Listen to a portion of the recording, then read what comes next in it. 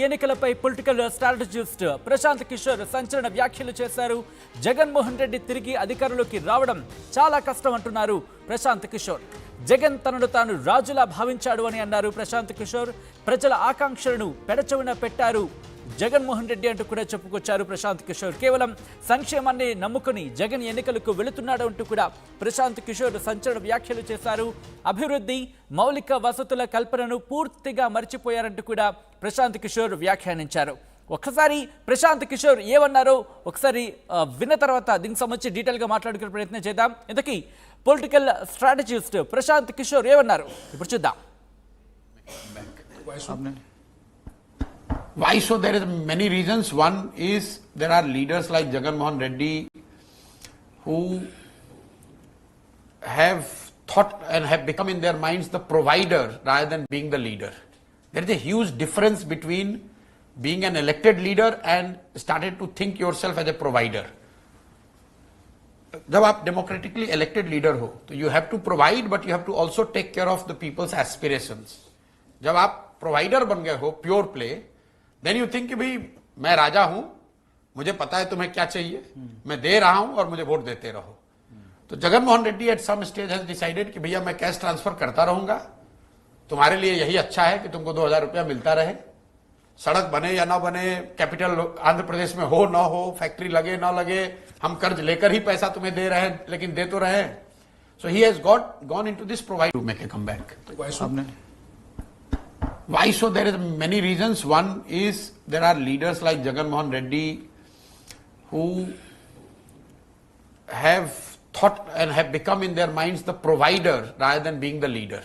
There is a huge difference between being an elected leader and started to think yourself as a provider.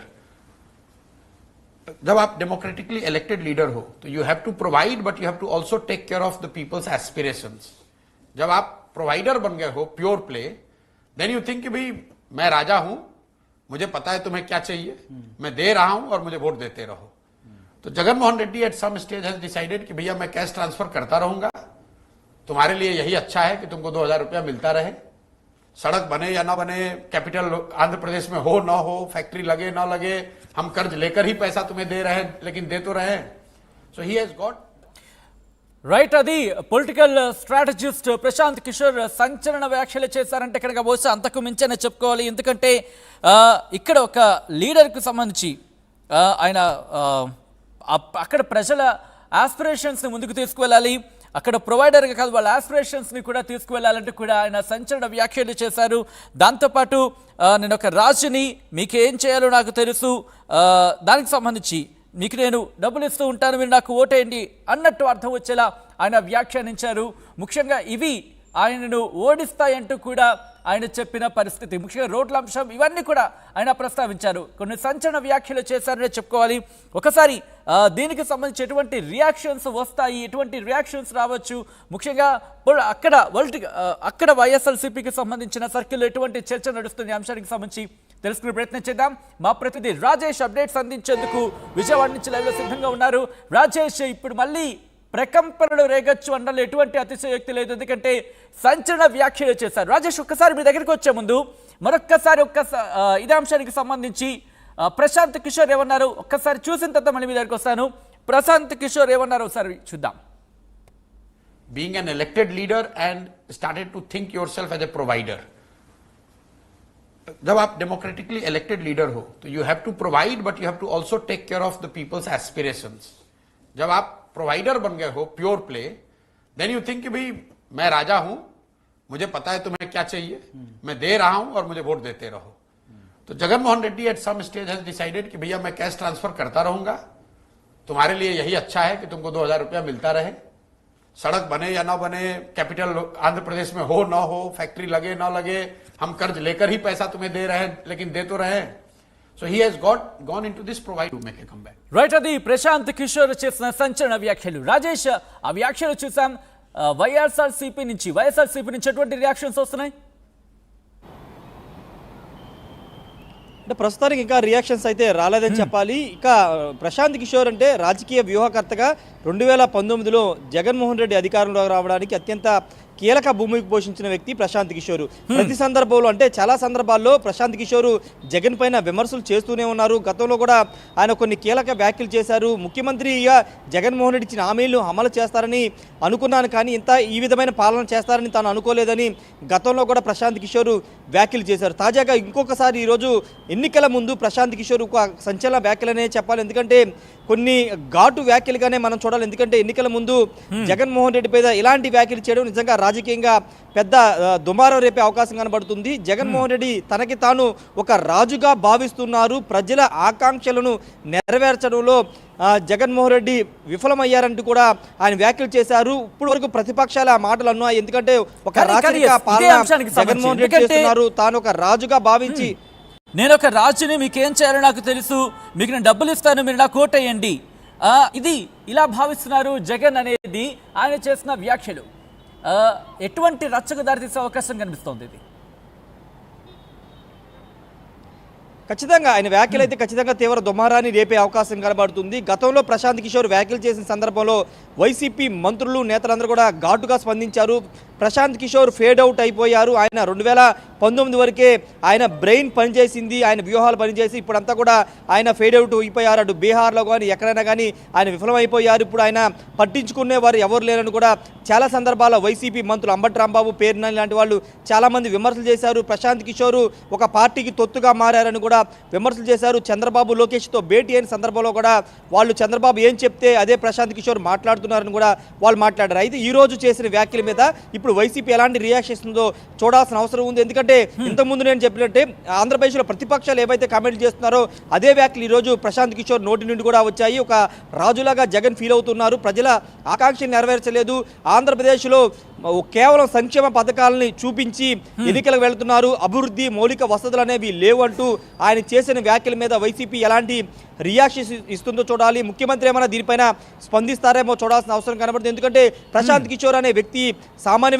వ్యక్తి కాదు. ఆంధ్రప్రదేశ్ రాజకీయాల్లో ముఖ్యంగా వైసీపీకి సంబంధించినటువంటి ఆ పార్టీకి సంబంధించినటువంటి అంశాల్లో చాలా కీలక భూమికి పోషించిన వ్యక్తి. 2018 ఎన్నికల్ని ఒక టర్న్ తీసుకునేలా చేసిన వ్యక్తి కాబట్టి ఆయన వ్యాఖ్యలు ఇప్పుడు ఆంధ్రప్రదేశ్ రాజకీయాల్లో తీవ్ర చర్చకు దారితీసే అవకాశం కనబడుతుంది. అయితే ఈ వ్యాఖ్యలు ప్రజల్లోకి ఎంతవరకు వెళతాయి, ఆ ప్రజలు ఎంతవరకు బిలీవ్ చేస్తారనేది చూడాల్సిన అవసరం ఉంది. వైసీపీ దీనిపైన గట్టిగానే కౌంటర్ ఇచ్చే అవకాశం కనబడుతుంది. ఎందుకంటే ఆల్రెడీ ప్రశాంత్ కిషోర్ టీడీపీకి ఇండైరెక్ట్గా అంటే ఆయన వెనకుండి పూర్తిగా వ్యూహకర్తగా పనిచేస్తున్నారు.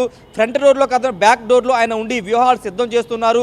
అసెంబ్లీ అభ్యర్థులకు సంబంధించి, పార్లమెంట్ అభ్యర్థులకు సంబంధించి పూర్తిగా ప్రశాంత్ కిషోర్ అడుగు జాడలో ప్రశాంత్ కిషోర్ చెప్పిన వారికే చంద్రబాబు టికెట్ ఇస్తున్నారు. ప్రతి వారం 10 రోజులకు ఒకసారి చంద్రబాబు ప్రశాంత్ కిషోర్తో భేటీ అవుతున్నారనేది వైసీపీ నేతలు చేస్తున్న ఆరోపణలు. కాబట్టి ఇప్పుడు ఆ వ్యాఖ్యలు టీడీపీ నుంచి వచ్చే వ్యాఖ్యలే ప్రశాంత్ కిషోర్ చేశారనే వ్యాఖ్య ఖచ్చితంగా వైసీపీ నేతలు చెప్పే అవకాశం కనబడుతుంది.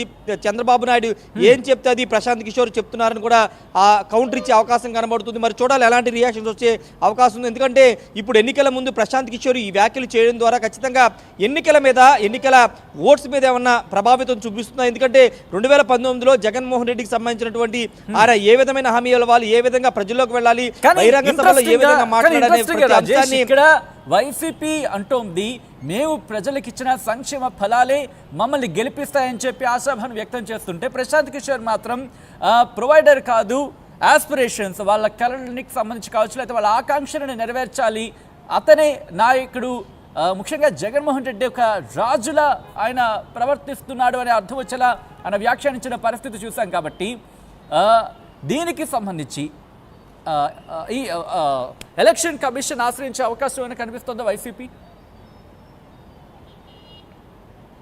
అంటే దానిపైన ఇంకా స్పందన చూడాల్సిన అవసరం కనబడుతుంది. ఎందుకంటే ఇప్పుడు ప్రశాంత్ కిషోర్ అనే వ్యక్తి ఒక రాజకీయ పార్టీకి సంబంధించిన వ్యక్తి కాదు కాబట్టి ఫిర్యాదు చేసే అవకాశం చాలా తక్కువ ఉంది. ఎందుకంటే ఆంధ్రప్రదేశ్లో రాజకీయ పార్టీ లేదన్న వైసీపీ మీద విమర్శలు చేస్తే వాళ్ళ మీద ఫిర్యాదులు చేస్తూ ఉంటారు. కానీ ఇప్పుడు ప్రశాంత్ కిషోర్ అనే ఒక వ్యక్తి ఇప్పుడు ఆయన పూర్తి స్థాయిలో రాజకీయాల్లో లేరు, వ్యూహకర్త కూడా లేరు పూర్తి స్థాయిలో. కాబట్టి ఆయన మీద ఫిర్యాదు చేసే అవకాశం అయితే ఉండే అవకాశం లేదు. ఎందుకంటే ఆయన రాజకీయ పార్టీల్లో లేడు కాబట్టి. అయితే ఇప్పుడు ఇంతకుముందు సంక్షేమ పథకాల గురించి మాట్లాడారు కాబట్టి సంక్షేమ పథకాలు పూర్తిగా ఆంధ్రప్రదేశ్ ప్రభుత్వం కానీ ముఖ్యమంత్రి కానీ చెప్పేది ఒకటే 99% మేము హామీలు అమలు చేస్తాం, అదే మా క్రెడిబిలిటీ అని చెబుతున్నారు. అభివృద్ధి గురించి కూడా వాళ్ళు మాట్లాడుతున్నారు. ఖచ్చితంగా అభివృద్ధి కూడా చేశాము, సంక్షేమం అభివృద్ధి రెండు కళ్ళుగా మేము డెవలప్ చేశాము, అనేక కంపెనీ తీసుకొచ్చామని చెప్తున్నారు. కానీ ప్రతిపక్షాలు కానీ ఈ రోజు ప్రశాంత్ కిషోర్ కానీ అభివృద్ధి అనేది ఆంధ్రప్రదేశ్లో లేదు, మౌలిక వసతులు కూడా ఎక్కడా లేవు, కేవలం సంక్షేమాన్ని నమ్ముకుని సంక్షేమం చేశామని చెప్పుకుని ఎన్నికల్లో జగన్మోహన్ రెడ్డి ఓట్లు అడగబోతున్నారు. అది వర్కౌట్ అవ్వదు అనేది ప్రశాంత్ కిషోర్ వ్యాఖ్యల ద్వారా మనకు అర్థమవుతుంది. కానీ వైసీపీ చాలా స్ట్రాంగ్గా బిలీవ్ చేస్తుంది, సంక్షేమ పథకాలు ఖచ్చితంగా ఫండ్ చేస్తాయి, ప్రతి పథకాన్ని అందుకున్న వాళ్ళు తిరిగి ఓట్ల రూపంలో వాళ్ళ మద్దతు చెప్తారనేది వైసీపీ చాలా స్ట్రాంగ్గా బిలీవ్ చేస్తుంది. ముఖ్యమంత్రి కూడా అదే చెప్తున్నారు, మీ ఇంట్లో మంచి జరిగి ఉంటేనే తనకు ఓటు వేయాలని ప్రతి సభలోనూ ముఖ్యమంత్రి చెబుతున్నారు. కాబట్టి అది ఎంతవరకు రిఫ్లెక్ట్ అవుతుంది, సంక్షేమం అనేది జగన్మోహన్ రెడ్డికి ఎంతవరకు ఓట్ల రూపంలో రిఫ్లెక్ట్ అవుతుంది, ఎంతవరకు ఓట్ల రూపంలో కన్వర్ట్ అవుతుంది అనేది చూడాల్సిన అవసరం ఉంది. కానీ ప్రతిపక్షాలు కానీ ఈరోజు ప్రశాంత్ కిషోర్ కానీ ఆ సంక్షేమం అనేది వర్కౌట్ అవ్వదు, అది అభివృద్ధి లేకపోయినా మౌలిక వసతులు లేకపోయినా ప్రజలు ఓట్లు వేయరనేది వాళ్ళు చెప్తున్నమాట. కానీ ఇప్పుడు ఎన్నికల రిజల్ట్ బట్టి ఇప్పుడు సంక్షేమం అనేది ఇస్తే ఖచ్చితంగా ప్రజలు నమ్ముతారనే దానికి ఒకవేళ జగన్మోహన్ రెడ్డికి ఓట్లు పడినా జగన్మోహన్ రెడ్డి తిరిగి ముఖ్యమంత్రి అయినా సంక్షేమం వర్కౌట్ అయింది ఆంధ్రప్రదేశ్లో అనేది మనం అర్థం చేసుకోవాలి. రెండోది, ఒకవేళ జగన్మోహన్ రెడ్డి కాదని చంద్రబాబు కూటమి కనుక ప్రజలు గెలిపిస్తే కనుక ఆంధ్రప్రదేశ్లో సంక్షేమ పథకాలకి ప్రజలు వద్దనుకున్నారు, అభివృద్ధి కావాలనుకున్నారు అనేది మనం అర్థం చేసుకోవచ్చు. కాబట్టి ఏ నిర్ణయం వచ్చినా అటు జగన్మోహన్ రెడ్డి గెలిచినా చంద్రబాబు గెలిచినా ఖచ్చితంగా ఒక చారిత్రాత్మక నిర్ణయం అనేది మనం చెప్పుకోవాలి. ఎందుకంటే ఆంధ్రప్రదేశ్ ఇప్పుడు రోల్ మోడల్ అంటే ఒక ఈ స్టేట్ ఆంధ్రప్రదేశ్లో జగన్మోహన్ రెడ్డి ఇచ్చిన హామీలు ఖచ్చితంగా ఒకవేళ వర్కౌట్ అయితే కనుక మిగతా రాష్ట్రాలు ఖచ్చితంగా దీన్ని ఇన్స్పిరేషన్ తీసుకుని అమలు చేసే అవకాశం, ఒకవేళ వర్కౌట్ కాకపోతే ఖచ్చితంగా వెనక్కి తగ్గే అవకాశం ఉంది. కాబట్టి అవి ఏం జరుగుతుంది అనేది జూన్ 4న తేలే అవకాశం ఉంది. Sachin. Right Rajesh, thanks for the update. So మొత్తంగా అయితే మాత్రం పొలిటికల్